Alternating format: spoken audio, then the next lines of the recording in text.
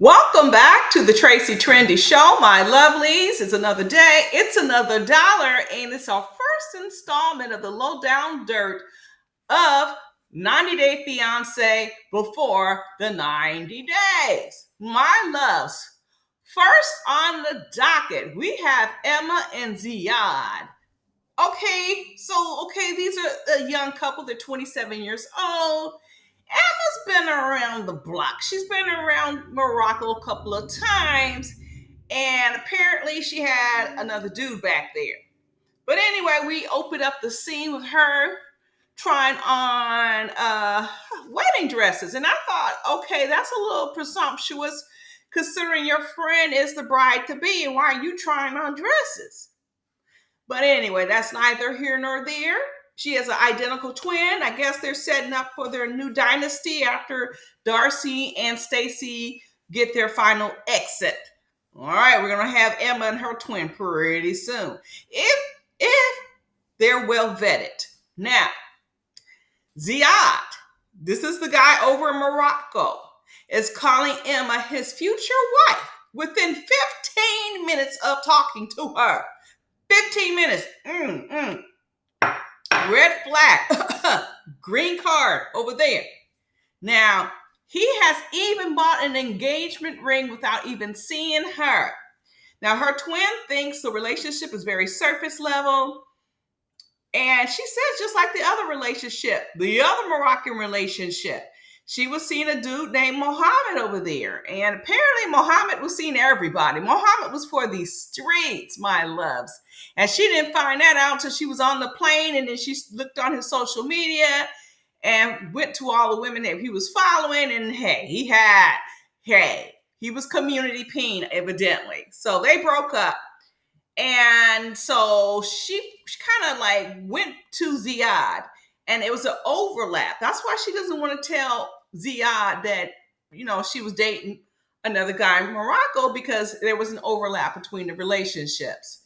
But I think she's making a molehill out of a mountain out of a molehill, because really, you're dating, you're checking the scene out. So anyhow, this chick, I guess, is trying the long game, Emma, because she lost her job. And I think she wants the TLC money. I guess she's going to keep finding men overseas until, this is a good setup for her. But anyhow, she feels as if this trip is worth it. And she expects this man to pay for something. I'm like, he should pay for something. He is the man, right? And it is his country. So it's not like it's going to be terribly expensive and he's coming over to the United States. I'm just saying. Next on the docket is Rick and Trish. Now, Rick is like a jack of all trades. He sells a little hair. He does little dance lessons. He does a little bit of everything. But anyhow, he has 5 children. And sadly, he would have had 6. He would have had 6 kids, but unfortunately, a tragedy happened. To Rick's other child. It made the news. The child was with his mother. The mother let the boyfriend take the kid, and the kid didn't come back alive. Let's just say that. Now the man is in the pokey. These women have to learn to stop pawning off their children to these boyfriends. But he has 5 living children, 3 adults from previous relationships, and 2 sons from his last marriage. He's 52. Now, he's trying to be a cat daddy and date some woman that's 25 years old. And she's talking babies, and he's like, I kind of am over that stage. But she's 25, so he has to be willing. If you want to date in the kiddie pond, you're going to have to consider having some kids. But anyhow, he has trust issues with her because she ghosted him for 5 days and doesn't give a solid reason why. Why were you ghosting me for 5 days? And I'm like, I don't know what. Basically, she gave an excuse. He doesn't think it's a strong enough excuse. And he feels as if she went back to his ex, who has a little bit more money than he does, or at least enough money to spoil her. Shoot, Rick over here got 5 kids. He needs to stretch it out. But I don't know. I do think she's not a good fit for Rick because the age difference, and she wants something different out of life. She wants kids. He doesn't. He needs to move on and let her have her kids. We will have to stay tuned on Rick and Trish, my loves. Moving on to Forrest and Sheena. Okay.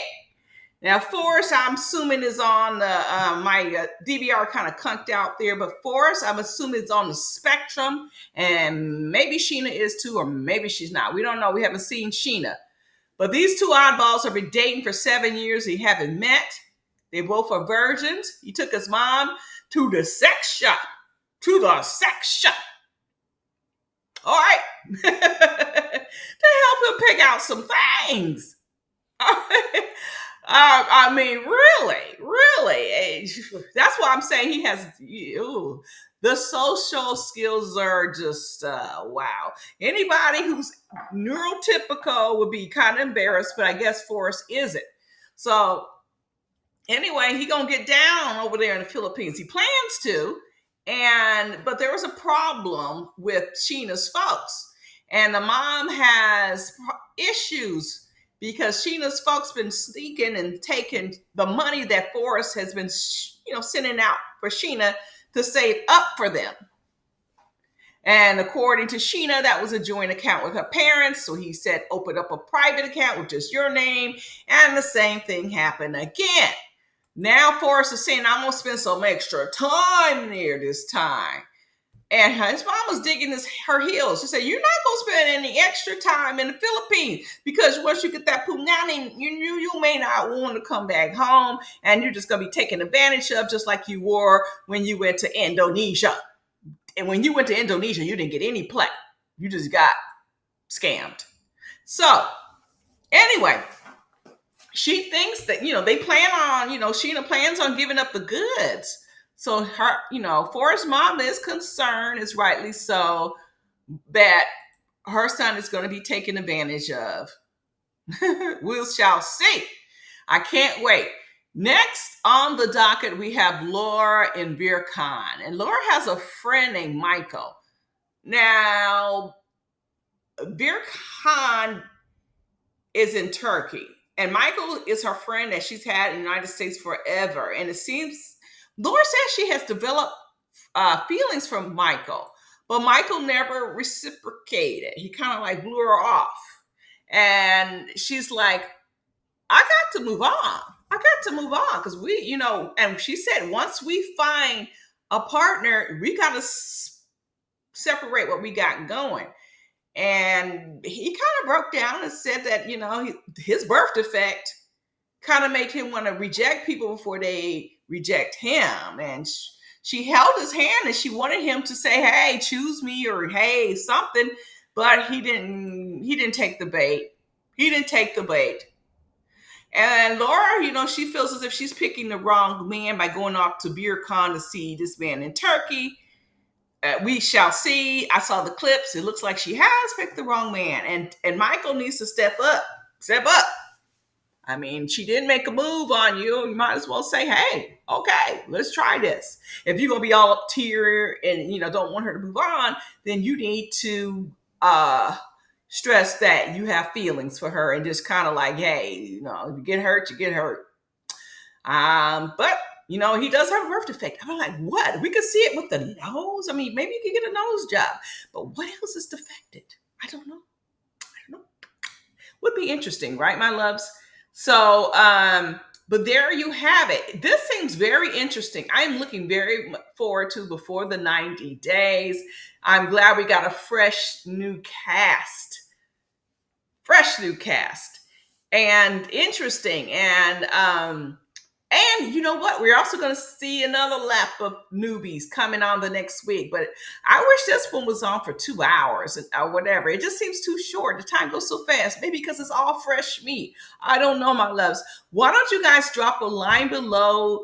Let's hype this video up. Let's talk about this. Subscribe if you have not subscribed. And you know what's holding you back? Because you're not going to get this commentary anywhere else.